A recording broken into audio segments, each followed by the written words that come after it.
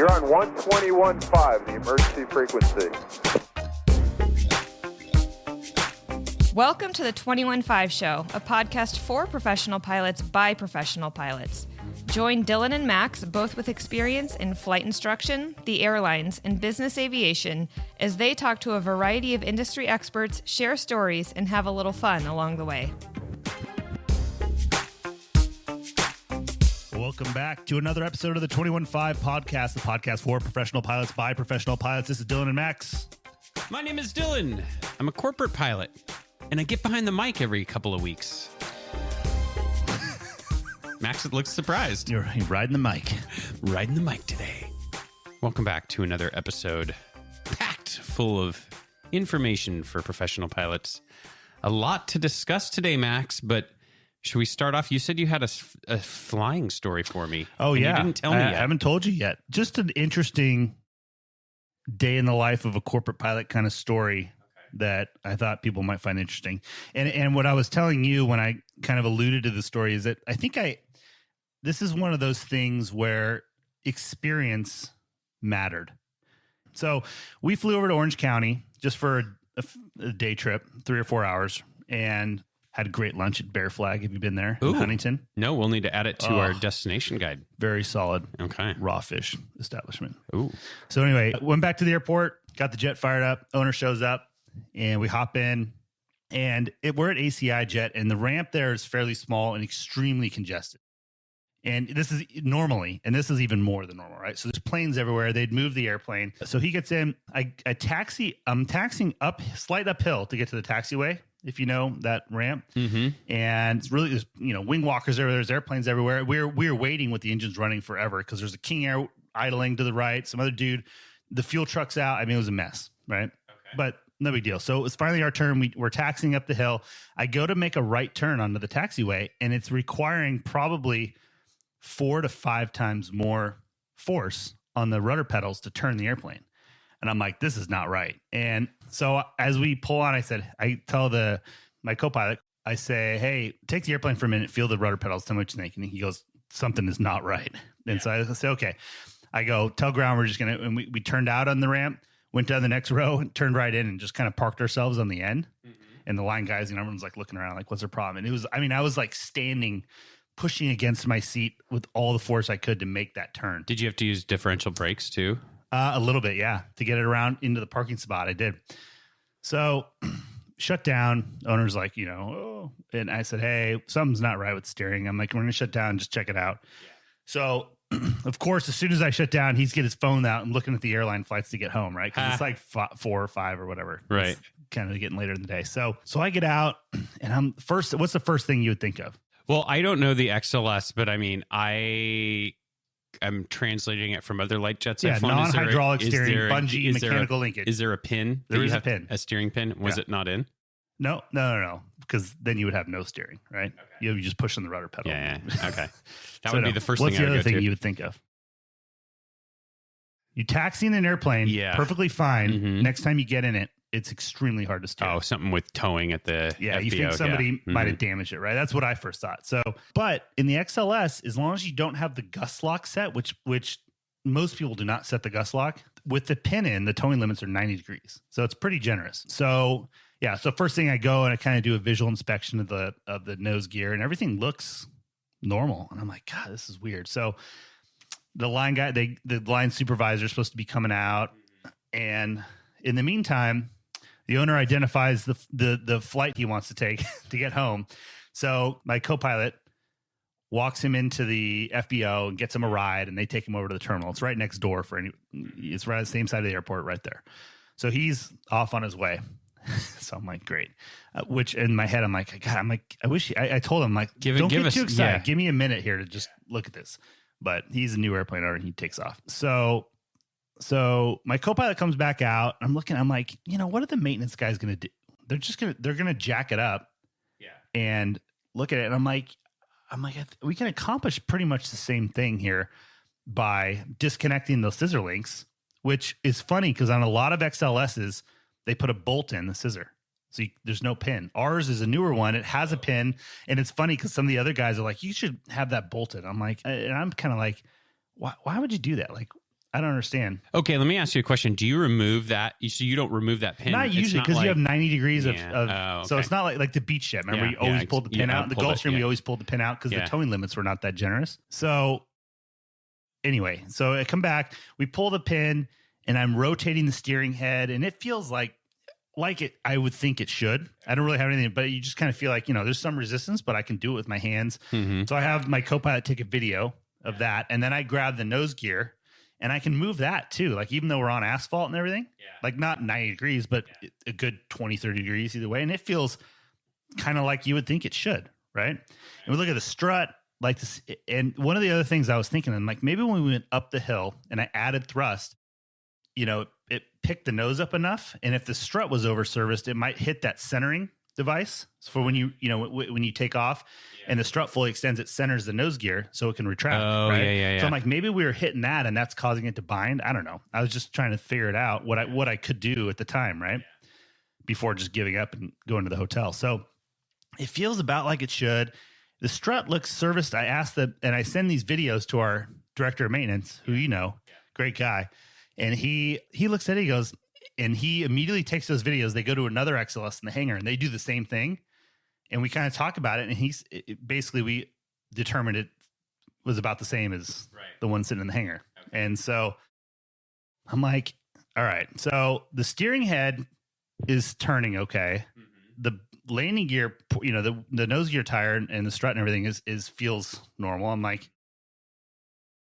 did you go up and investigate like if something was in the cockpit by the rudder pedals? Yes. So I said to the co-pilot, I said, make sure there's nothing by the rudder pedals. And I said, now get in there and push the rudder pedals right to left all the way to the stops. And I'm watching. While it's disconnected? Yeah. And I watched the video of the steering head and he comes down like, how did it feel? He goes, it wasn't that hard to push. There was no resistance. And so I'm like, okay, so if the steering head is moving freely from the rudder pedals and from me turning it and the nose gear tires, like, what else is there? Okay, right? Let me ask you a question. Is there some type of like rudder boost system or some type of... There sort of is, but it runs off of bleed air. And it doesn't really do anything on the ground, Okay, it's not if like you add a bunch of differential pressure or differential thrust, which is one of the tests you do if you fly an XLS, you check that system. Okay. It's basically an engine failure, right? You get an unbalanced bleed air pressure. So it applies rudder and helps with the engine failure. So you test that on the taxi. You add a bunch of power, and the airplane, the rudder pedals will move and it turns. But okay, so that wasn't it. But the engines are shut down, so it's kind of taken out of the system, right? Yeah, right. So I'm like, I say we fire it up and take it for a hot lap around the airport real quick. Yeah. Like, let's do a more substantial taxi and see what happens. Okay. And I know the owner's leaving here in 30, 40 minutes or whatever. I'm like, it'd be really bad if we end up flying home and pass him in the air. Pass him in the air. Yeah. Hey. So I'm like, so I look on the taxi chart, and if you know Orange County, there's those two parallel taxiways. I'm like, ask if we can just go down this one, come back the other one, and come back to the ramp. Right. And that's what we do. So we're taxiing down and everything feels completely normal. And so we do this long taxi, I do put it through all the paces I can. And so on the taxi back, I, have my phone connected to Bluetooth, and I'm like, you got the radio? And I call the owner. I'm like, hey, the jet seems normal now. I don't know what to tell you, but I'm comfortable flying it home. If you want to come pick you up. If you don't, we'll see you next time, whatever you want to do. He goes, get me out of here. He goes, this place is miserable over here. Oh my gosh. Yeah. In the terminal. Yeah. He goes, they're a good little job security move. They're literally bored it yet. So he comes back. That's what I told him. I go, actually, this was all a ploy, just so you appreciate us. But anyway, so we send the van back, pick him up. We fly home, and the maintenance guys are obviously going to take a look at it, and they jack it up. They did everything, and they couldn't off check good. Yeah. Off could not good. duplicate. So that was that. So who knows? And it's a very simple mechanical system. Like, who knows? And we went as far. I talked to the supervisor too, the line supervisor. He had pulled the tapes in the meantime and watched the airplane being moved. And he was super cool. Credit to ACI. They were great. And he looked, he's like, those guys didn't even get close to 90 degrees, which very interesting. And the other thing too, I was telling, I was like, look, if we leave here and they actually did damage it, like, then we have really no recourse. Yeah. right? But if we stop, we're like, hey, we came back.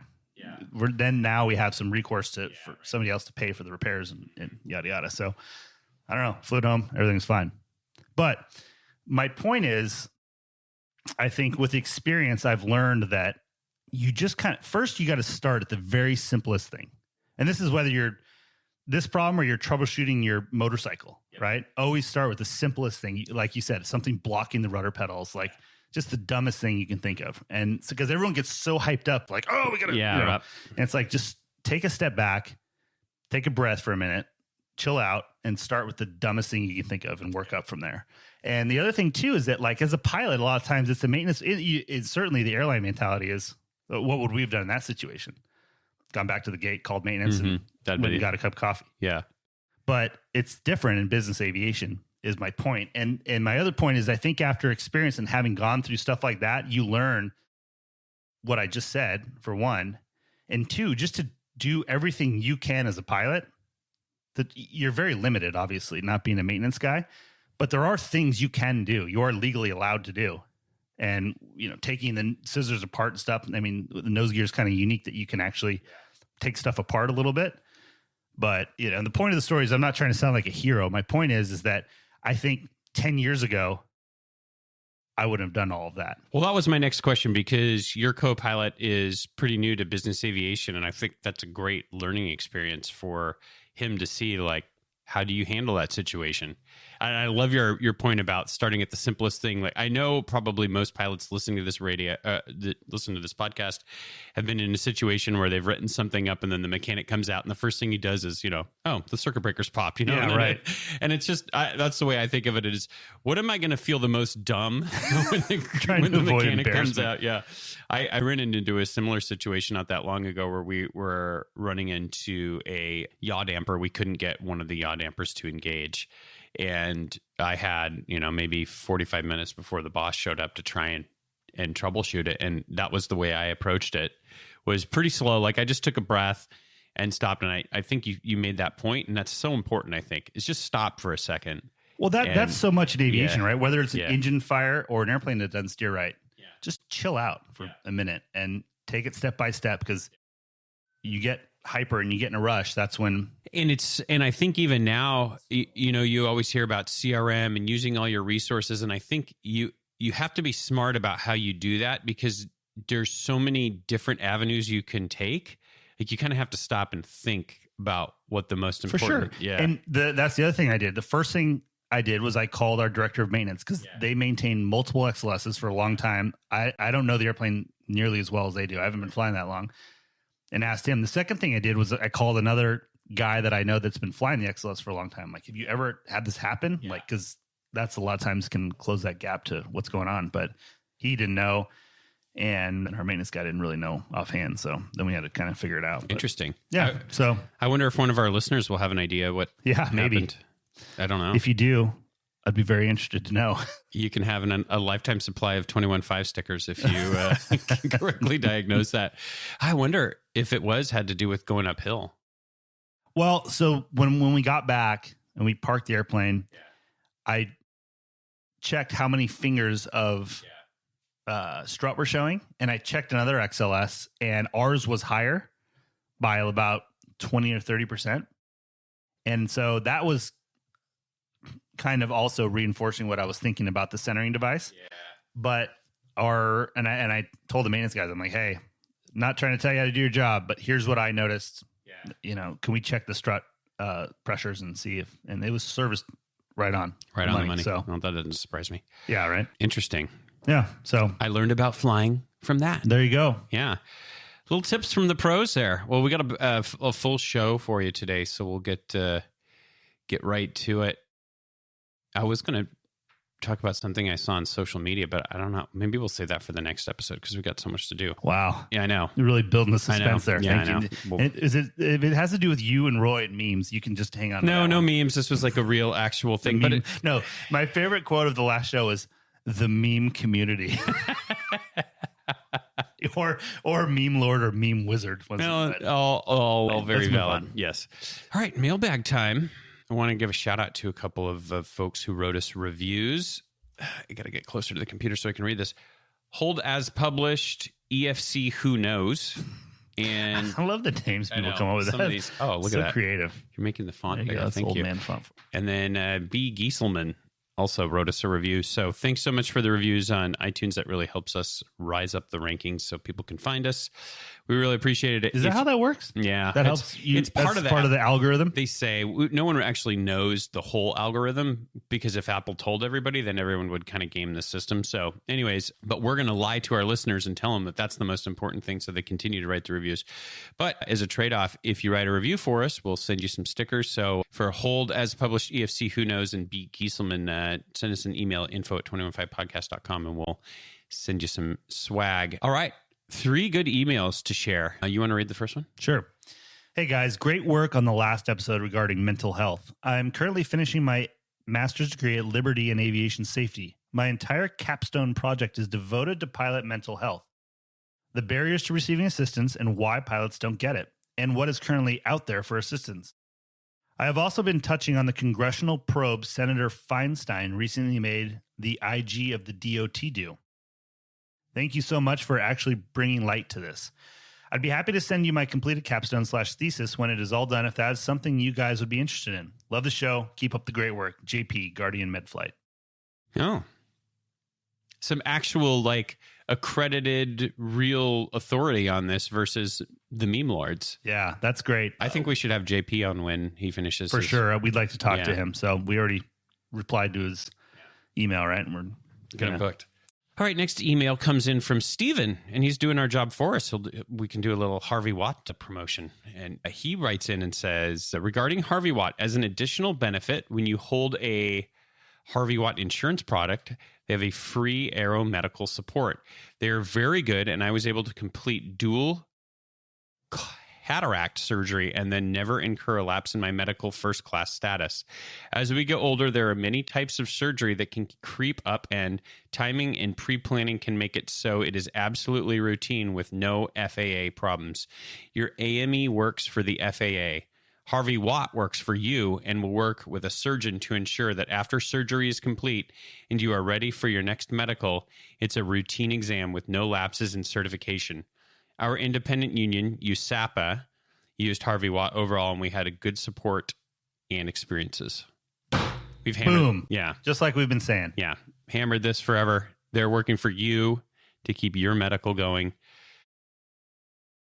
Definitely need someone on your side. Yeah, that's our ad read for today. Thanks for doing that for us, What Steven. else can you say? Last one. Okay, so I'll let you read this one, Max.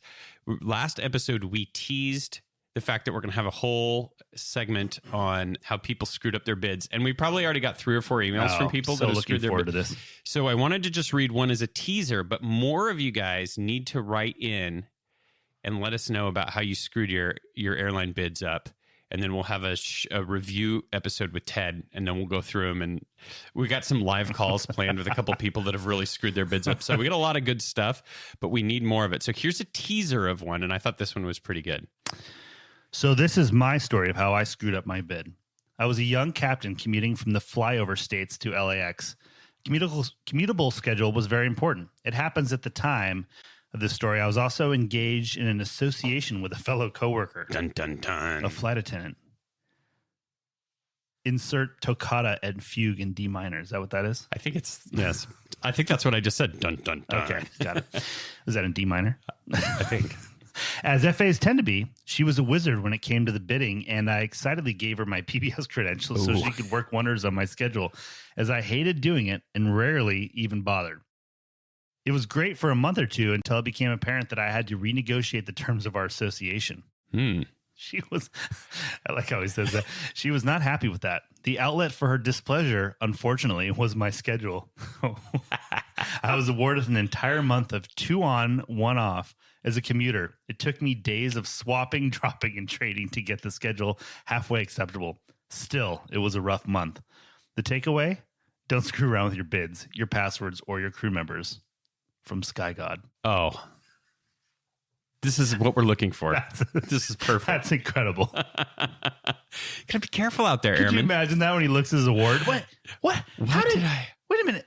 Oh, no.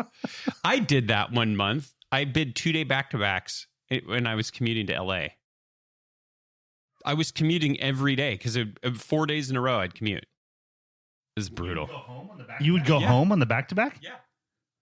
That's aggressive. I know. I guess L.A. I got good. It was, I could hold weekends off if I did 2-day back-to-backs. It was like an hour Why flight. wouldn't you just stay, though?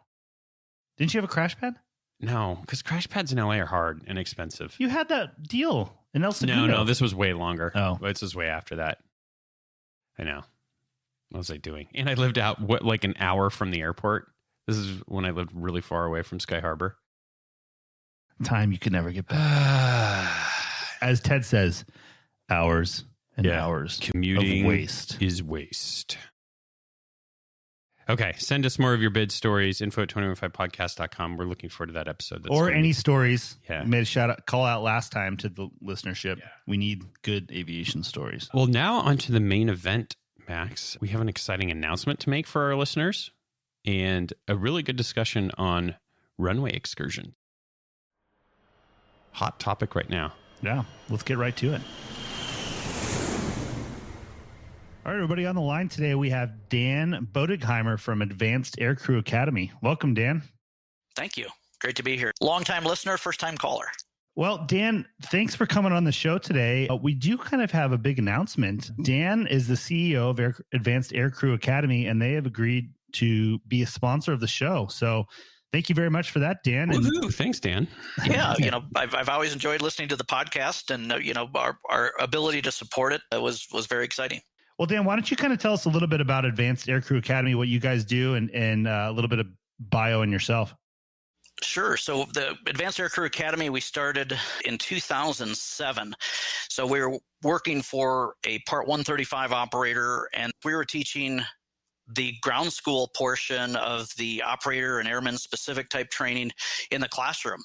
And we came up with a great model of using pilots at the company to be subject matter experts for the individual topics that then collaborated and taught the stuff in the classroom. And we said, let's take this out to an online environment. We saw a niche to be able to go into a small to mid-size operation, take a subject matter expert that's a pilot out there flying in the industry or a mechanic out there working in the industry and share real world information, and then be able to customize that for each operator. So intertwine their procedures into it, their points of emphasis. And so we started the company with that idea back in 2007, and we've been growing ever since, where we work with about 500 different flight departments all around the world, anywhere from Part 135 operators to Part 91 operators or the equivalent out in a different country. Well, Dan, I think one of the things that I'm most excited about partnering with Advanced Aircrew Academy is the access to a lot of subject matter experts. So if there's a relevant topic that appears, then we can get in touch with you guys and discuss with somebody with some actual credentials and knowledge, unlike Max and I, that can provide some good insight. So can you talk a little bit about some of the subject matter experts that you guys have to help write these courses? Sure. In any pilot population, you have a certain percentage of, aviation geeks who just love to read, advisory circulars, infos, SAFOs, ICAO guidance, and really dig into it, and it becomes their passion. And so, you don't pay $50 and mail off an application and get this little sticker to put on yourself to call yourself an expert. It takes years of just really digging into the subject matter. And one of the things that makes our subject matter experts great is the questions people ask. And so, nobody has all of the information, but as people take our e-learning modules and ask questions, those get back to our subject matter expert, and they can say, well, that's, I haven't experienced that particular item, and really digs into the details and interfaces, with like the FAA hazmat office to say, when COVID came out, being able to carry samples, test samples, is that something we can do with the consideration of they've got to be on dry ice? So are there any exemptions out there for being able to carry that? So, they'll really get into those details, and they've got that years of experience of knowing where the source documents are to be able to dig down and get that clear answer for someone. And so that's really what makes them the expert. And then they can just focus in on that one thing. One of the troubles with a small to mid-sized flight operation is, how do you go train on 40 different subjects and be able to create it while you're wearing your hat of being a full-time pilot? So to be able to have that expert who digs in very deep, but then gets a global focus on what does this really mean to that pilot sitting in the seat when I'm on short final, and being able to share that real world information is that model that we took, and we're really excited about that. Yeah, I know that was one of the motivations that Max and I had when we started this podcast. Was we're both Part 91 pilots right now, and have been in 121 and 135 also. But it's really eye opening when you're in a Part 91 environment. The onus is really on the pilots themselves in Part 91 to stay up on these different topics. And so that's why I think it's so great that we could have access to your library of courses, even as a Part 91 pilot, to be able to stay up on many of the changing topics. Right. And especially if you're a department manager of a larger 91 flight department, like you said, there's no requirement, legal requirement for you to do this stuff. So if you want your guys to stay up on it, you can assign it and, make sure everybody's on the same page, which I think is a great option for those guys. There are a couple of, industry best practices. You have the international standard for business aviation operations as BAO, which drives some of these training requirements, much like they do for air carriers, as well as the Business Aviation Safety Consortium. And those two organizations then will apply just, a minimum level of training in subjects other than what you do typically when you go to your Part 142 Center for Aircraft Specific Training. And so this can blend. You can look at what are the biggest risks out there, loss of control in flight, runway excursions, controlled flight into terrain, and be able to say, okay, those are the items we really want to place emphasis on and require training every couple of years on them. So speaking of runway excursions, we're recording this in mid-February, and last weekend there was a video that kind of went viral on social media, and a few pilots sent to me of a Falcon 900 that went off the runway in San Diego.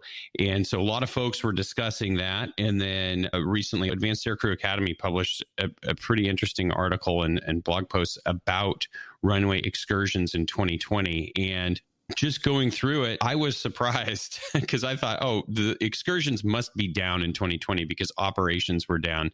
But no, that wasn't actually the case. So can you talk a little bit about what the numbers you saw in runway excursions for 2020, Dan?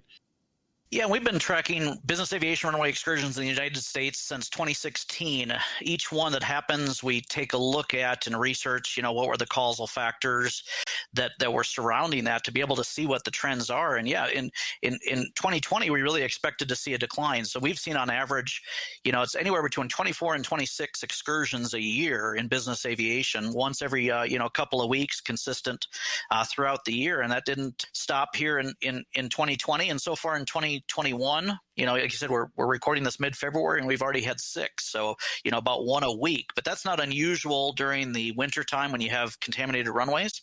So that'll slow up a little bit in the spring again. But yeah, we're headed down that same track of hitting that average. So here's another interesting thing I learned from that article. I guess in my mind, I would think excursions occur more with larger aircraft just because of the amount of runway, the margin, and everything like that, more distance to stop. But that didn't really seem to be true. So can you talk a little bit about the types of aircraft you guys see these excursions on in business aviation? Yeah, in 2020, the largest aircraft to have an excursion was a Hawker 800 XP. And, we've seen 2 Falcon 900s this year, which is kind of an abnormality.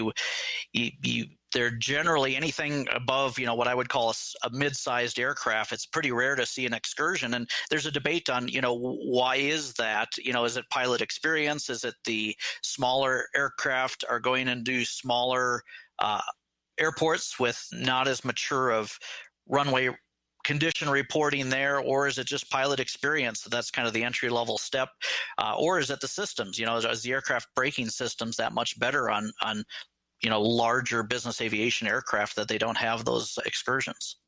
Yeah, I found that interesting too. In the last, I guess you could say, 18 months, 2 years, something like that, I've flown Gulfstreams, the 737, and now a Citation XLS, a straight wing Citation. And the straight wing airplanes, you would think, I was thinking it would be a lot, it touches down slower, a lot easier to stop, this and that. But I'll tell you what, that's not necessarily the case. And especially with comparing like business airplanes, so the Gulfstream to the straight wing Citation, the Gulfstream is a lot bigger, a lot heavier, a lot quicker VREF speeds and things like that. But when you throw the thrust reversers out and the brakes, it just does seem like that airplane actually stops better than the straight wing Citation. You touch down at a slower speed, but the brakes just aren't as good. The TRs just aren't as effective. I don't know what it is, but when I saw that, you would have thought that the straight wing airplanes that touch down at such a slow speed wouldn't be as big of a problem. But yeah, that was surprising. I think there is something to this more sophisticated braking systems, and especially on the 737, which with auto brakes, that's huge when you land in anywhere with contaminated runways and stuff, because it's just, you don't think about it. It does the best job that can be done. As far as pilot experience, I think that's another interesting point, because of, obviously you would expect maybe some lower time pilots are in the smaller aircraft. I'm just also relating my personal experiences of flying the lighter jets when I had less experience. There is something to that too. There's not a lot of data out there when there is a runway excursion. So how many of, those excursions in 2020 did you hear of? There's not a lot that get up to the point where there's an NTSB investigation. There were a couple in 2020, and that's it out of the 25 that happened. And so you don't get that data in regards to pilot time or their experience and type or overall experience. So that's just kind of a general guess, because that data really isn't available in the size of the data set that you would like to make a determination.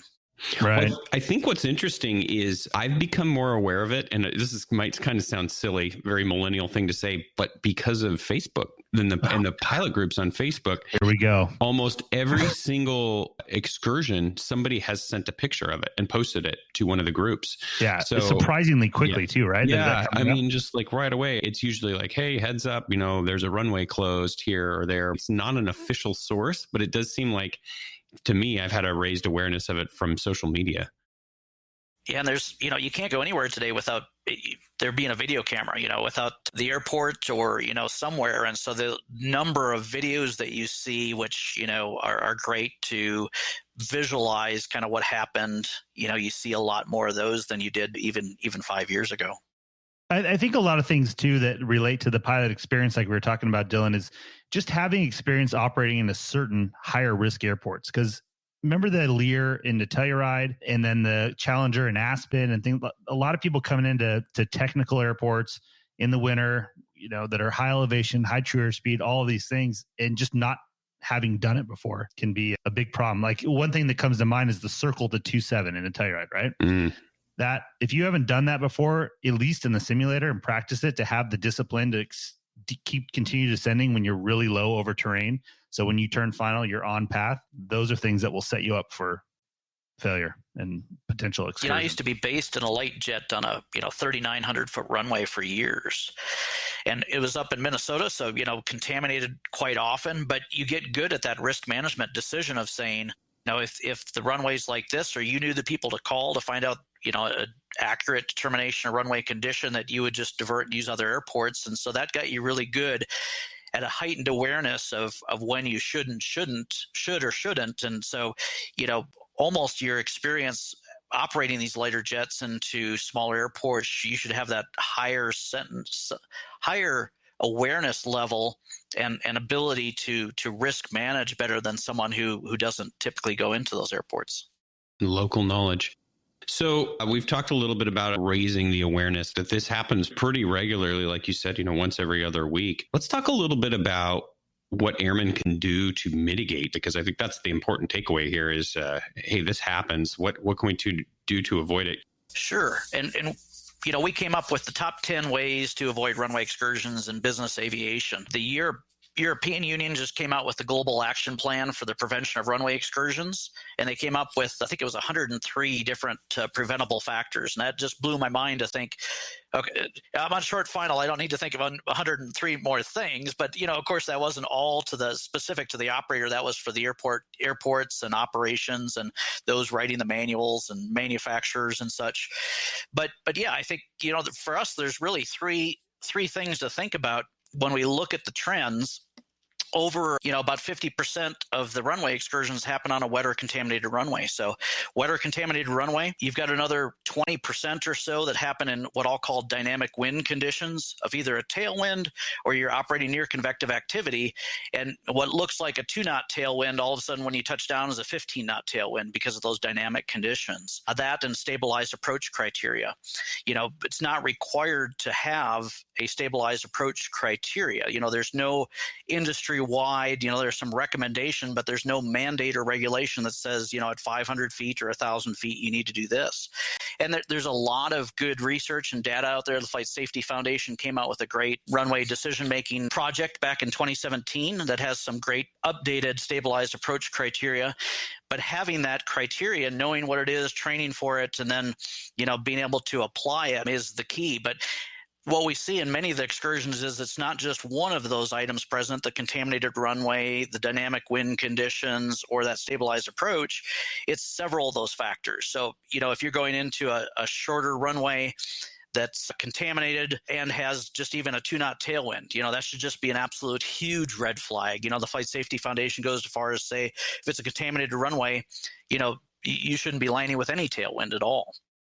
Yeah, that obviously the airlines have all taken up the stabilized approach criteria, big time, and it's mandatory go around if you're not stabilized by whatever 1,000 feet usually or whatever it is. And it's just something you don't see in business aviation, and as much as I hate to admit it, because I just don't like being told I have to be stabilized at a certain altitude, but it is shown to be effective, and it is also shown that if you are not stabilized, that is a huge factor in a lot of people's overruns. And what we have at the airlines, which is coming to business aviation, is either FDAP or FOQA, depending on what acronym you use. But we've talked about this before. Those of you who don't know, it's an independent recording system of the FDR that's recording all the thrust lever position, airspeed, sink rate, altitude, blah, blah, blah, a million different things. And it is not used for disciplinary action, but it's used to gather data for safety. And there's a person at the union called the gatekeeper. And if you exceed parameters and you're not stabilized and you land, they'll call you and say, hey, what happened? And try and get information. Again, it's not for disciplinary. The airline doesn't know. And then they put it into the system and scrub your name. And it's just all part of the safety data. But the one thing for me that made me a big believer in stabilized approach criteria is to watch the FDAP data from guys that were not stabilized and see what the result was. And those were mostly close calls that you'll never hear about and never see in the news. But those are very, very eye-opening to watch. So that's like in a newsletter or something? They share that? No, it's in training. You see video reenactments of the instrument panel and then the airplane and where it touches down and how they stop. And some of those that I've seen have been very, very close to being on the news.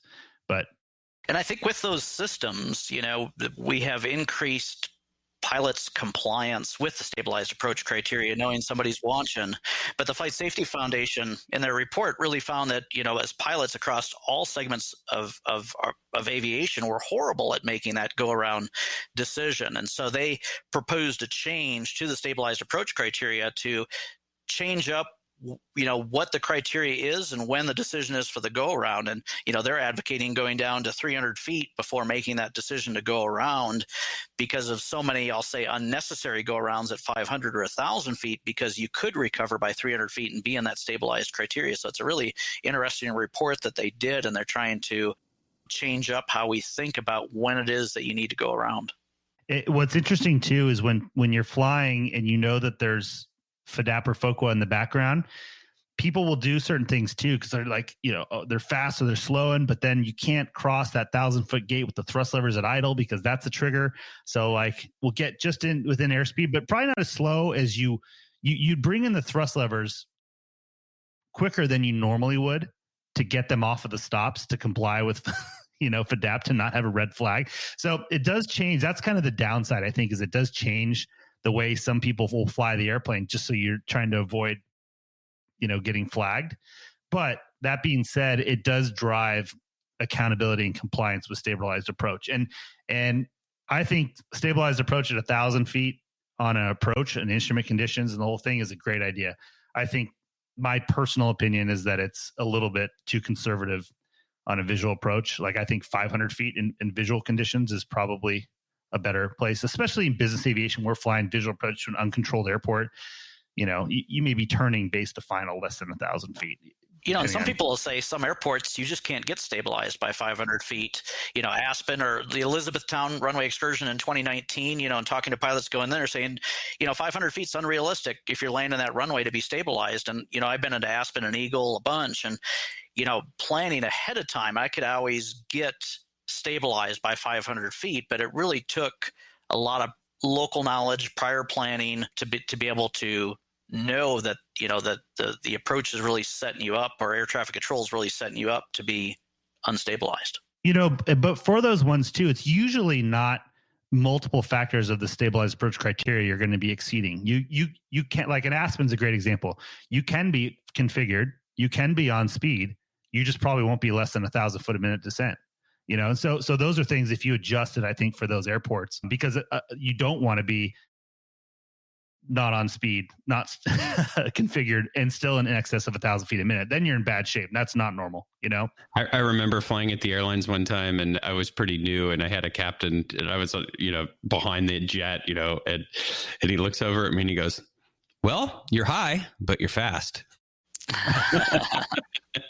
Those unique airports, there's a provision, in that Flight Safety Foundation report, and I see a lot in operator stabilized approach criteria, that all it is a briefing. So an acknowledgement that at 500 feet, we're going to change it maybe to 300 feet at this airport, or we're going to allow this one parameter to be out of it. But just that awareness and that threat and air management model of realizing it ahead of time and acknowledging it and making a decision will keep you safe. Yeah, I think that was the point I wanted to hit, is if you're doing this every time, you can modify it as needed, but just the awareness is the important part. I want to talk a little bit more beyond the stabilized approach to another thing that kind of ties into that, which is landing in the touchdown zone, which I still see a lot of folks not do. The thing that I saw was people carrying more speed than was necessary on approaches. Just from my personal experience, would see that, and then that would oftentimes result in a float trying to get a nice soft landing. So I think that's still a problem to this day. I'm a big fan of speed discipline on the approach, and I've found that is the most important for me personally, to be the most consistent at hitting my point, is really disciplined on speed. And the big aha moment for me is I would try to change my landing technique on a shorter runway. So If I was going into a shorter runway, I would then try to do things differently, and I'd be surprised that I would just slam it on the runway every time, and it would just be horrible landing.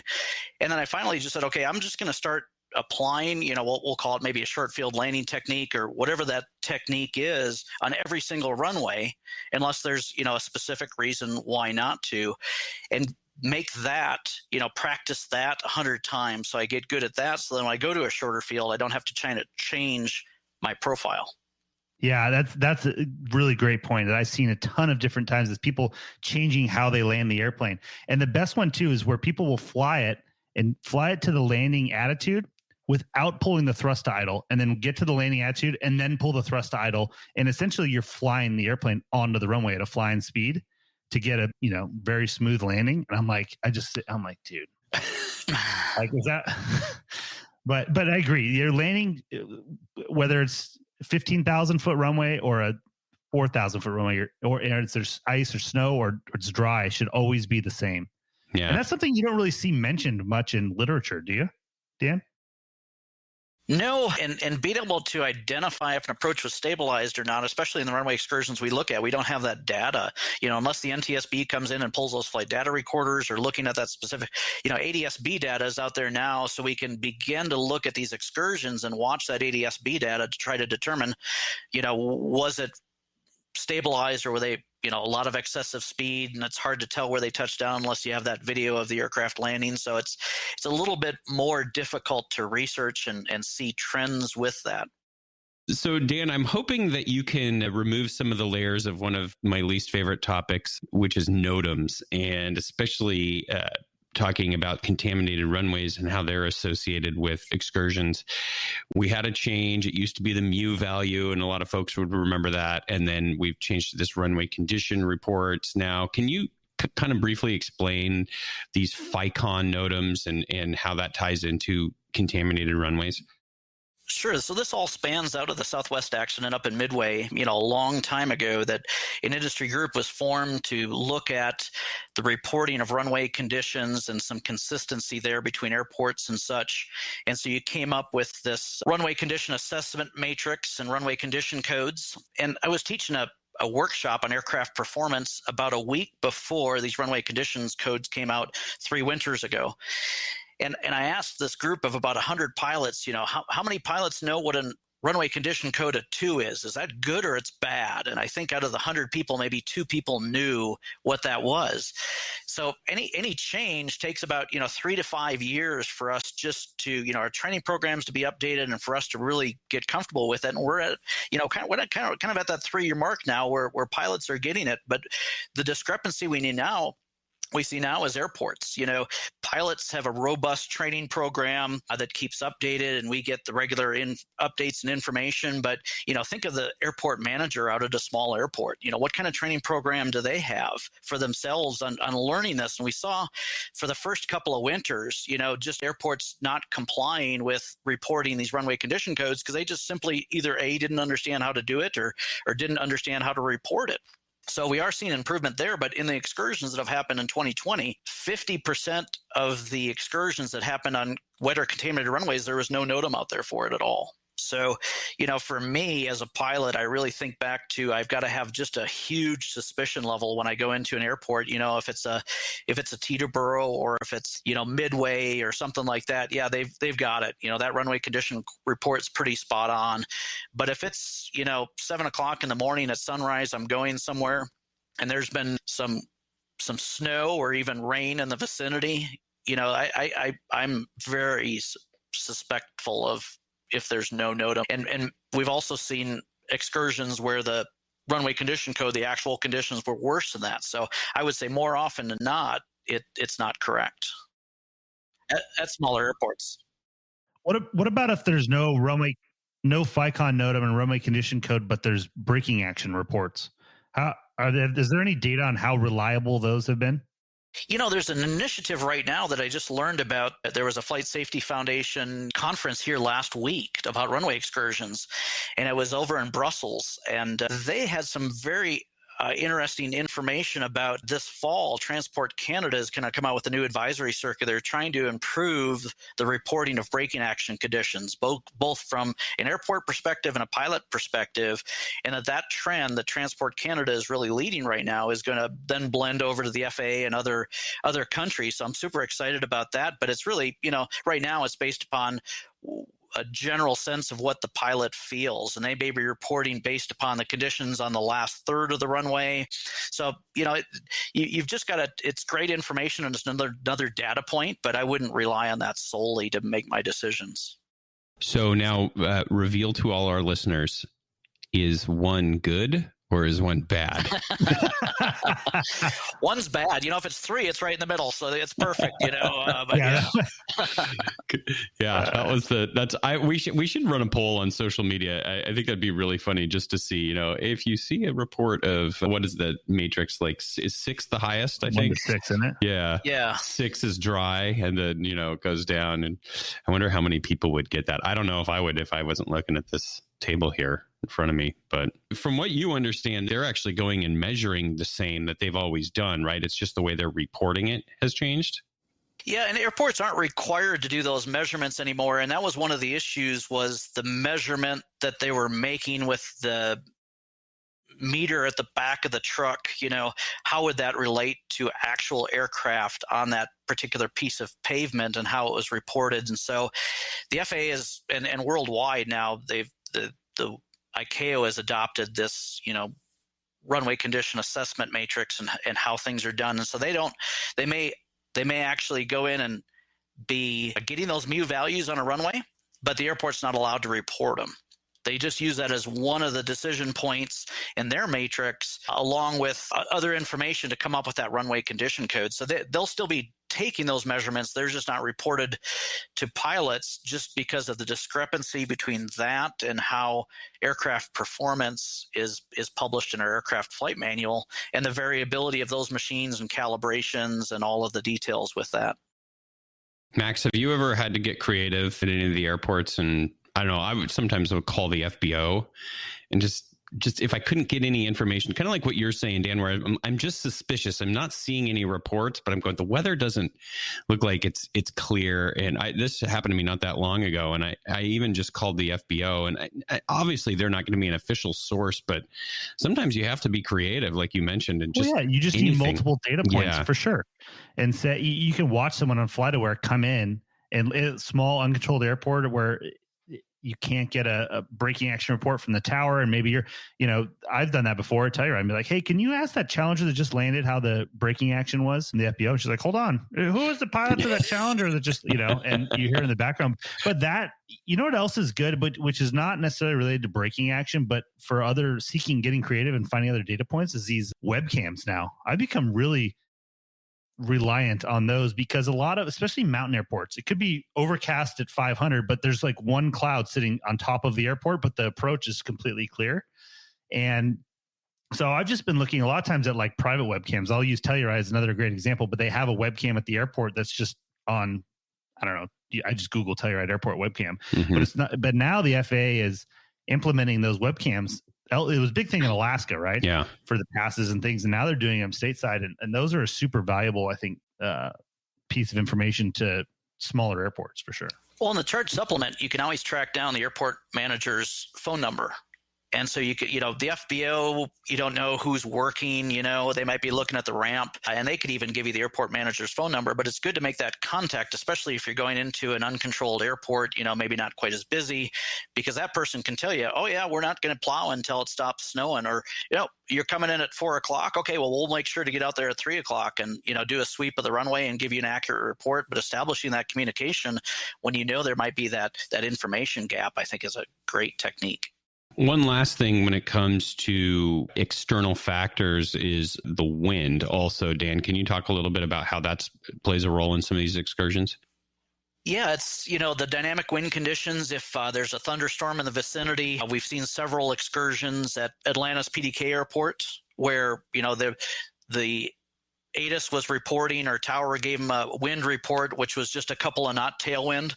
And then by the time they touched down, because of a frontal passage or a thunderstorm in the vicinity, not over the airport, but close enough, that now all of a sudden it's a 15 or 20 knot tailwind. So anytime the wind is changing, I like to brief the pilot monitoring, or me as the pilot monitoring, to say, okay, before we touch down, let's get our eye on that windsock, or, have that AWOS tuned up on number 2 so I can get that update just shortly before touchdown to be able to get that updated information. And then any type of tailwind, it may only be a couple of knot tailwind right now, but if conditions are changing, that could change rapidly, and that would have a significant effect on your landing performance.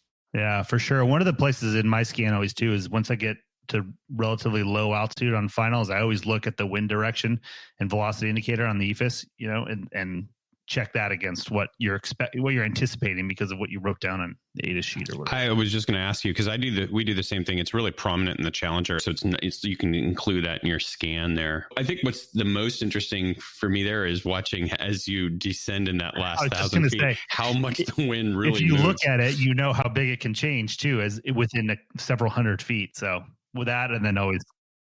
Ahead of time, if you can set the parameters, if the wind is going to exceed this, at that point, let's go around and talk about it, because otherwise it turns into, a wind shear report at the airport, north field boundary 350 at 16, east field boundary, and it's like, man, you lost me at that second, wind report there. So if you can give a criteria to say, okay, if you see the wind exceed this value, let's not try to do that mental math. Let's draw that line and say, at this point, we're going to go around and discuss it, and then come back around or go somewhere else. That's a good point. So Dan, if folks want to get more training on this, we'll have a link to the article that you guys wrote, and you mentioned a lot of the great sources that are available in some of the advisory circulars. There's an NBAA guide, but Advanced Aircrew Academy actually has a course that you can put pilots through, right? Yeah, and our subject matter experts then go through and read all of these manuals and documents and this latest research that, we participated in the Flight Safety Foundation a Runway Excursion seminar, a 2-day thing that happened last week. So we're pulling all this information, looking at the trends, and then sharing them into the real world information about how can you prevent this from happening when you're flying or within your flight department. So our Runway Excursion module, we're right now updating that. We always have the top 10 reasons for excursions and how you can prevent them. And based upon the 2020 trends that we've seen, we're kicking a couple of things out and adding a couple of new things. So we're always kind of updating and keeping the information relevant and that real world information to share so that you don't have to dive into all those documents. We do make them all available that you can download from the e-learning module. So if you're that type that really wants to get into those details and look at, how that stabilized approach criteria recommendation is changing down to, 300 feet, you can dig into the details of that. But otherwise, within an hour, you can look at, okay, what do I need to be thinking about to prevent this from happening to me or somebody else in my flight department? Sounds like a good refresher to go through about every September or so. We see the trends in both in the summer and in the winter. In the summer, it's non-grooved runways that are wet that we see a number of excursions on. So, spring and fall, the rate decreases, but throughout the winter on the contaminated runways, and then the summer when you're going into runways that are non-grooved and wet is where we see those trends pick up. No, that's a good point, because that doesn't readily jump out as a threat, I think, to some people, at least not to me. So when I started to see those trends, I started to say to myself, how am I going to prevent myself from having this type of thing? And I had to ask myself, okay, how do I know if a runway is grooved or has that porous friction course overlay or not? And I had to scratch my head a bit. And if you go to the chart supplement, it used to be called the Airport Facility Directory. It's the absence of information that then shows that runway is not grooved. So it's not like you're going to look for some information. You have to go to look for the absence of information, which is kind of a human factors nightmare. But, and that just changed how I brief things, how I did my pre-flight planning is I would add that to my list of one more thing to check. And if it's wet and non-grooved, then that would throw up that big red flag to say, okay, what am I going to do differently today? This is why we have Dan here, because he's just a wealth of knowledge and information. So we've really enjoyed chatting with you on this topic, and we're looking forward to more of these conversations. So I'll put a call to action for our listeners. If there's a specific topic that you'd like to hear a subject matter expert on, we'll be happy to reach out to our friends at Advanced Aircrew Academy and get somebody on, and we can explore some of these more relevant topics. So I'm just curious, Dan, I don't even know, do you guys have anything on weather radar? We do. Yeah. Yeah. And that's always a good review in the spring of how to use that. And then, the true zero tilt, but not to get too geeky about, cosines and sines. And I think that'd be a good one. I see a lot of interesting tilt techniques. And I was totally over tilting a storm one time, or under tilting it. And there was a bunch of moisture in the top, and this is XM satellite weather was new to me, and I was seeing top reports on that, and it led me to fly into the top of a thunderstorm just because there wasn't anything really showing on the radar, because there wasn't a lot of moisture that radar beam was picking up, because where I had it at and allowing that false sense of security, and the storm was growing, and how dated that XM radar information that was getting sent to me, and what the difference between a cloud top and the top as far as hazards to an aircraft were. So yeah, a lot of good things to review before the spring season. Okay, I think I'd like that. And for our listeners, if any other topics, send us an email, info@215podcast.com, and we'll get some more learning lined up. Dan, all your contact info is going to be in the show notes. We'll have a link to the article you've written, as well as the course that folks can check out if they're interested in it. Now we want to get to know you a little bit better and see, do you have any good stories for us from your war stories from your time in aviation? Oh yeah, there's plenty of them, like that thunderstorm story I could share sometime. But, the story that I think of right now is, my transition, the typical business aviation, two pilot, one aircraft, small type of organization that, is never going to last, that those jobs are going to come and go.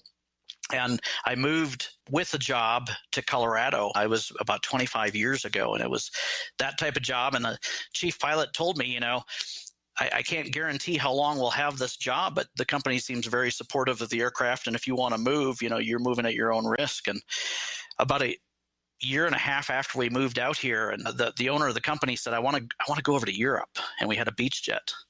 And we said, sure, we'll figure it out. And this was pre-RVSM, in the United States. So we didn't have a RVSM letter of authorization, and the aircraft certainly wasn't equipped to do the track. So we ended up doing the Blue Spruce route, flying up to Frobisher Bay, Canada for a fuel stop, then stopping in Greenland and Iceland, and then in the UK, and then we went on to our destination in Austria. So a lot of fuel stops, 27,000 feet across the North Atlantic. It's like ferrying a light aircraft over there. But just a heck of an experience. But we land in Austria, and the owner's going big sheep hunting. So he has a helicopter pick him up. We land, helicopters there after this, incredible journey at 27,000 feet and seeing Iceland and Greenland. And he takes off, and we go back to the hotel to get some sleep. And I couldn't get a hold of my chief pilot. And, I was seeing if he wanted to go get something to eat when I woke up. And something just didn't seem right. And finally, about 5 o'clock that afternoon, he came to my room and said, the owner of the aircraft, when they picked him up in the helicopter and took him up on this big sheep hunting trip, he died of a heart attack as soon as we got up there. And the chief pilot was friends with the owner for years. I mean, he was a salesman within the company, and used to spend Christmases with them. And so it was a very emotional time for this chief pilot to find out that the owner of the aircraft had just passed away. And he told me, from the day that we moved, he said, if anything ever happens to the owner, the for sale sign's going up on the airplane, because the business really doesn't want it. He's the one who wants the airplane, even though he used it mostly on business type trips. And so he said, 7 o'clock tomorrow, we're loading up and we're coming back. And I spent the night thinking, gosh, we've prepared, for this trip for months ahead of time, chair flying it. And now with, 12 hours notice, we're going to jump back and do this trip. And I haven't had any sleep. And I was just, so wired thinking about the trip. I didn't really sleep that evening. And then your, time changes. And so we hop back in the aircraft and we're coming back, Wait, hold on. Is the owner's body in the airplane? No, because we had to. There's a whole bunch of rules with exporting a body, and they're just. It took weeks to, who knows? Maybe you're going to hide something in it, bringing it back or something. But now his wife was with on the trip, and so she needed to get back to see family. And oh wow, I'm the junior person here, and the guy I'm flying with, the chief pilot, is just a wreck because he hasn't had any sleep, and his one of his friends just passed away, and his wife, and so I'm trying to fly it, basically single pilot coming back, and we finally landed to drop his wife off, and we had. We dropped him off back in Minnesota, and the airplane was based in Colorado. So it was like, okay, one more leg. I'm feeling good. I just want to get home at this point. And, the line guy came up to me and he said, I booked you a hotel here. And I said, no, man, fill us up. We want the wings top, 50 gallons in the back. We're going to go back to Colorado. And he's like, no. He said, I'm not going to let you. He said, you need to get to a hotel. He said, you're not looking good. And I was like, I was just irritated. What's this young line guy telling me what to do? But, this was a, 16, 18-hour day to get back after literally no sleep. And I was like, I got back to the hotel and I'm like, okay, went and got something to eat. I was just flat on the bed sleeping within an hour. And it was like, man, what intuition that line guy had. You never expect where to get that feedback. But it's like that guy probably saved my life, for him to look at me and just say, yeah, man, you coming in out here all the time. We used to be based there, yeah, you're not doing one more leg. So that was a great lesson to me on, perspective and who has the most situational awareness. And it wasn't me at that time. Wow. So did the prophecy of anything happening to the owner and the airplane going up for sale come true? Yeah, the airplane went up for sale right away. But, that's the adventures in business aviation is. So, Yeah, for sure. yeah. Wow. That is such an amazing story because, like you mentioned, you can prepare for so many things, but especially in business aviation, there's always a curveball that can come your way that you don't expect. And to be able to do something like that, that is a huge difference. And because in any sort of aviation, there's curveballs, but in business aviation, it's almost always your problem. Right. At the airlines, there could be a curveball, and your biggest problem is trying to figure out where the nearest coffee shop is. Right. Wait it out. Tell them where you're going next. It's crazy. In hindsight, I never would have, allowed or accepted, the chief pilot saying, hey, in 12 hours we're turning around and going back with that long of a duty day and lack of preparation, and we weren't experienced in it. But so a lot of things I would do differently. But thankfully, I made it back that far, and thanks to that, line guy for keeping me safe when we got back. And that's a perfect segue into announcing Advanced Aircrew Academy's latest module on body exportation from Europe. It'll be available this spring. We've had that. Have you ever had that in charter, Max? I remember, I think, flying the beach jet, somebody called to see if we could fit a coffin in the back of a beach jet. No. Or maybe it was the Challenger. Never had that one. Yeah, we turned that one down. They said, can we fit a coffin in there? We're like, that's a hard pass. But yeah, I've tried to spread ashes before too, and that does not work well. Oh yeah, you got to have a funnel and a tube, and I think we had did a listener write in? I think somebody wrote in and told us the story of how basically the ashes exploded in the cockpit of it. So listen to this. So on the last episode, I talked about this airplane that I bought, and I'm finishing up, and the guy that had been building it for 17 or 18 years before me, right? So I became pretty good friends with his widow, who I bought the airplane from, and she's really cool. And I said, yeah, we'll fly. She said the guy that had built the airplane, his name's Roger. He wanted his ashes spread at Oshkosh. He's a huge aviation guy, obviously, right? So I said, all right, great. I'm like, we'll take you up and we'll spread the ashes at Oshkosh. And you've all heard the horror stories, like I'm sure we're about to hear from Dan about the ashes ending up in a vacuum cleaner from the back of the airplane, right? Ultimately. But I think I found the thing that will work, Dan. So it's like this, it's like a funnel, and it has a lid that goes on it, and it's made for oil, right? And so you can fill it, and then you twist the valve on the bottom, and then it will come out the tube. So what I'm thinking is I have like one of those little like scoops sort of that go on the side window of your door in my airplane. So I'm thinking I can flip the scoop around so that the hole is not it's going out towards the back of the airplane. You know what I'm saying? And then feed the tube out there, and then get it all ready, have a lid on it, and then just twist it, and it should go out the back. What do you think about that? It should. Yeah, and then the unintended consequences, whatever you'll end up dropping whatever the ashes were transported in and out the window, and that'll hit the tail. And right, right. That's the thing. All right. Well, if any of our listeners have some advice for Max on how to do this correctly, this will be good. But yeah. There's a little bit of a thought goes into that one, I guess. Well, Dan, we certainly appreciate you taking the time to join us today and share some of your knowledge and expertise. And we're excited about our partnership with Advanced Aircrew Academy and being able to have somebody who actually knows something on the show for once. Finally, it'll be really good. Yeah, so we'll get one of our subject matter experts who fits that category for one of your future podcasts rather than me. But no, we're super excited to be involved, and thank you. Yeah, absolutely. Well, all your information will be in the show notes and on our website, so you can click through. And links to those articles they wrote as well. Absolutely. And thanks for your time, Dan. Thank you.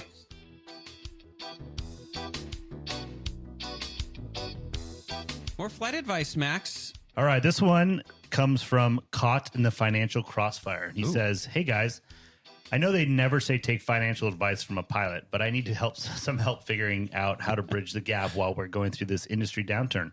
I'm in my late 30s, a wife, 2 kids, a mortgage. I thought I'd landed my dream job in 2019, but was let go during the pandemic. I'm one of the lucky ones who was able to find another flying job recently, but I had to take a significant pay cut to do it. I know this is probably temporary, but I'm worried about making ends meet in the interim. I hate to make my family suffer with a reduction in quality of life. Help. Ooh. Well, he's right about not asking pilots for financial Yeah, advice. that's why we that's brought step one. somebody else in. That's right. So on the line joining us today, we've got Josh Flatley. He is a financial planner, the managing member at XVector, and bringing an expert here. So welcome to the program, Josh. Hey, thanks so much, guys. So, Josh, you heard the listener write in. I feel like this is a common situation for a lot of airmen right now. And maybe the reality is setting in here as we start 2021, where they thought maybe the furlough is not going to last very long or the layoff. And now we're kind of seeing that the longer term. And I imagine you're running into this with some of your clients of having this kind of bridging the gap right now, right? Yeah, that is correct. And so I guess it's a good thing that I am a pilot, but I'm not current. So I don't know if that qualifies me as yeah, that means you're current to give financial advice if you're not current as a pilot. I think that's how that works. Yeah. That's right. I'm not going to give you any bad stuff. But yeah, unfortunately, it's across the board. A lot of some of the stimulus helped kind of buoy the firms and deferred those furloughs. And then the second set at the 11th hour in September kind of pushed that out a lot of till March. I just did a webinar and they're calling it a K-shaped recovery, which some of the industries did really well. So your Zooms and your Netflix, while the aviation and tourism and hotel did not go so well. So that's the bottom part of that I'm curve. just But trying to visualize what a K-shaped recovery. Yeah. Like I can get a W or a V, but I don't understand how a K-shaped recovery works. Do you?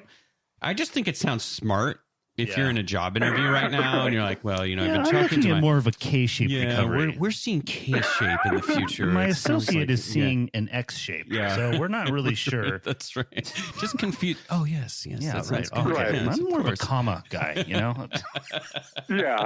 And if the economists were so smart, then how come they couldn't predict everything that's happening right now? Exactly. K-shape. That's power. That's a power move.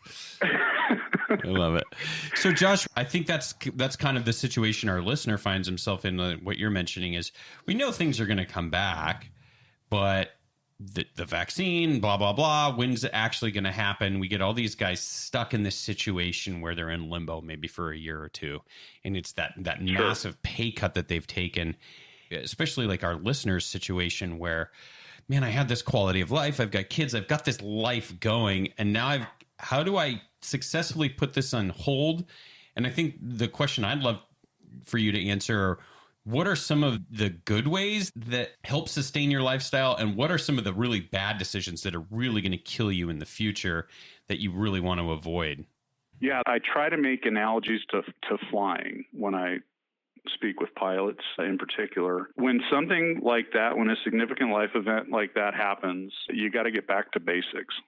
So, and I've never been an instructor, but you guys have both been instructed, right? Yeah. Yep. So if somebody's having issues with their landings, you get them back to basics, right? Aim point, airspeed, center line. And financially speaking, you might have to throttle back as a reality and for the long-term welfare of the family. But so one, get back to basics, take care of your mortgage, take care of your food, keep the lights on, do a budget. You guys have done a great job with your podcast and a couple of the PDFs a while back regarding zero-based budgets. If someone isn't on a budget, that's where I think you've got to start. You've got to know what's coming in and what the expenses are, and then you might have to lean it. Yeah. That's a good point. In zero-based budget, like you mentioned, is great. And most people are familiar with Dave Ramsey. They've heard about his strategies. And obviously, you got to spend less than you take in, et cetera, et cetera. And so we use, our family uses YNAB. Yeah. And I don't know. I think that's they've got what a free version, it's fun. They've found a way to make budgeting, which is an arduous and tedious. It's not fun if you itemize your expenses and your income and you do the math. Yes. Except for the folks that like spreadsheets, they love doing the budgets, but most pilots don't. Otherwise, they'd be accountants, I guess. Right. Yeah. No, I use YNAB also. It's incredible tool. That's not an endorsement. Yeah. It's just one of the tools that's out there. Pretty low cost or free. There are a ton of tools available there. Yeah. I use a different wine app called Vivino. Have you used that? Oh, YNAB. I've not. What were you saying? No. Max is tracking his reds, his whites. There's a whole skit on that. No, exactly. No, W-Y now. You need a budget. Oh, okay. Yeah. Sorry, I thought I actually, side tangent. I do use Vivino, but I use it. I'm not a wine drinker, but a lot of the passengers on our airplane is. Yeah. And they're like, Oh, yeah. this and So you that. can tell them, this has notes of tobacco. Yeah, and right. Well, stone because I fruit. need to keep track. That's why I picked it for you. When they bring something on, then I can snap a picture of it and remember. And so when I'm out shopping, so Got it. that's much more important Well, than and establishing a budget. You've got to pair it with the bologna budget or the bologna sandwich. Yeah, I was just impressed that I was like, wow, there's a way I could budget my wine purchasing. Yeah. This is you take a whole nother part of the app. I didn't even realize. This is a whole different deal. No, it's a really good point, Josh. Yeah, step one is obviously the budget, and it is amazing once you really get down into looking at your expenditures, what you can cut out. But you have to identify it first. Yes. Unless you use some sort of tool or just write it down. And it can be an emotional event for a family that's accustomed to, one or the other. Stopping at Starbucks and getting that $7 Frappuccino. And cutting the wine purchases. The two kind of questions I had for somebody in this scenario where they are a little bit established and maybe they're a little bit farther on in their career, they may have some assets in a 401k. Or some type of retirement program. Do you know anything about taking a loan out against that? Is that a bad idea? Obviously, probably liquidating a 401k is a bad idea. I don't know. Do you have any thoughts on how to use your retirement assets? I do, in that there are a couple different ways you can do it. So if you have 401k, and they're based, each plan document is different. Mm-hmm. So depending on how your firm has designed it, they may have loan provisions. That's not necessarily a bad choice. And again, circumstances are individually based, but you end up paying that loan back to yourself. And it's usually a pretty low interest rate based on a loan. So if you're going to use retirement assets, that is probably your best option initially. If you do need to liquidate some of it, there's, depending on whether it's a Roth or a traditional 401k, you're going to have some tax consequences potentially, plus an early withdrawal penalty if you're less than 59 and a half. So I was just going to say, I got to imagine that that's one of the last courses of action, right? Actual liquidation of retirement funds. Yeah, because there are second order effects on that too. So you do that, it becomes income, and it potentially puts you into a higher tax bracket marginally, plus that 10% penalty if you don't meet certain criteria. So that's for your qualified plans. Mm-hmm. For IRAs, if you have individual retirement accounts, you can also take withdrawals there. Roth has some provisions for taking out for hardships and whatnot, but you have to have held it for 5 years. If it's a temporary thing, on some plans, you can recontribute without the penalties back into the plan within 60 days to avoid the penalty and get you reestablished. Probably not. That's not a long-term solution. Usually, tapping into retirement is third or fourth down the list as far as your options. So, right. So can you talk about some of maybe the better options that you should look at before that?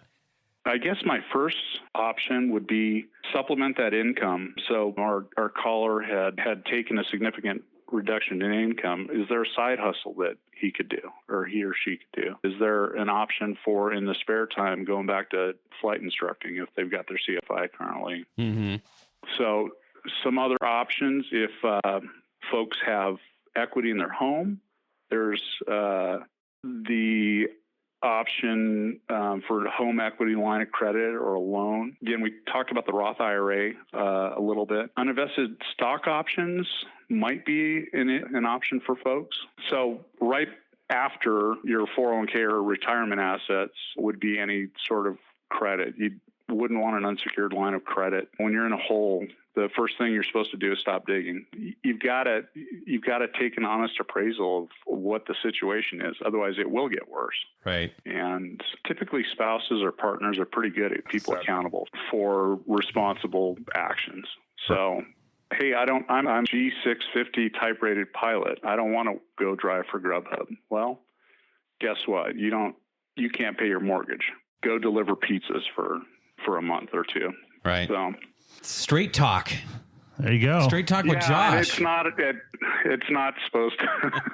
It wasn't meant to be that. And I am not one to lecture anyone. Well, thanks, Josh. We certainly appreciate the advice and trying to help out some of our listeners that are caught between the proverbial rock and the hard I know. place. Well, hey, Josh, wanted to talk quickly about one other thing you're involved with, the Pathways to Aviation program. You foolishly invited Max to participate in a video.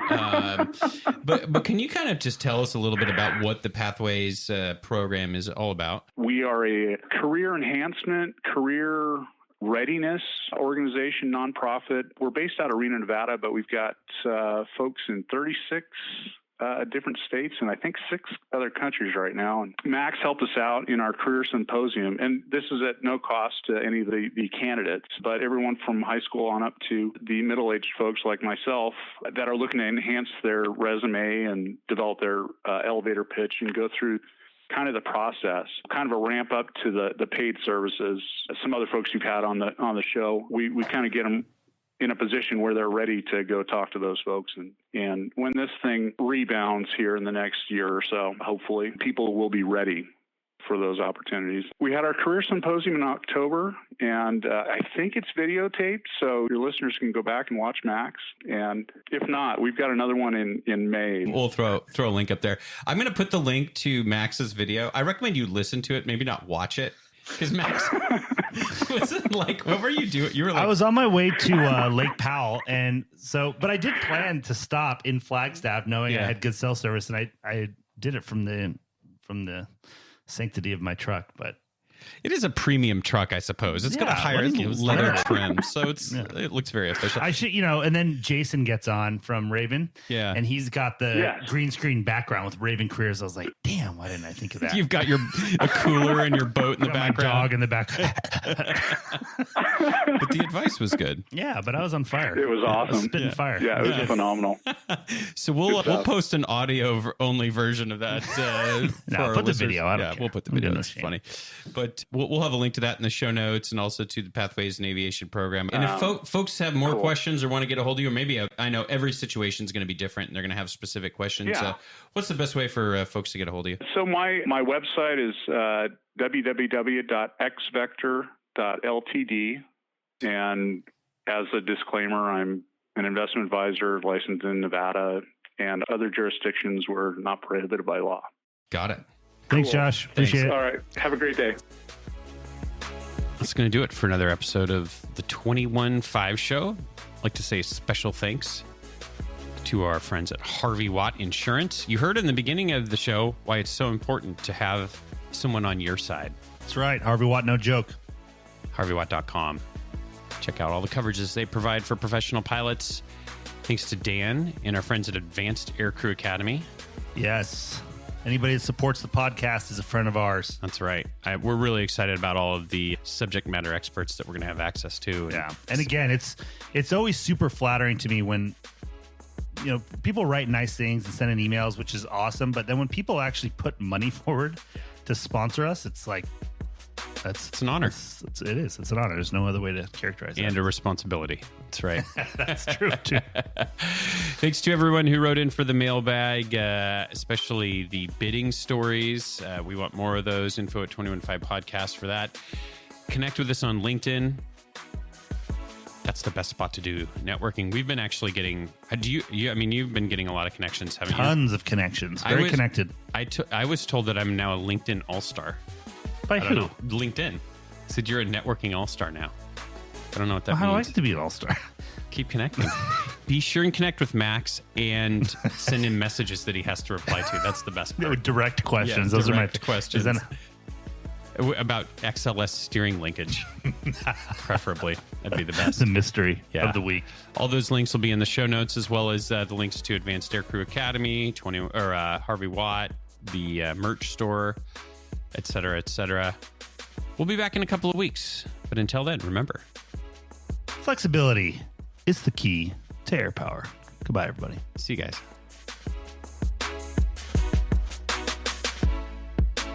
Rock on.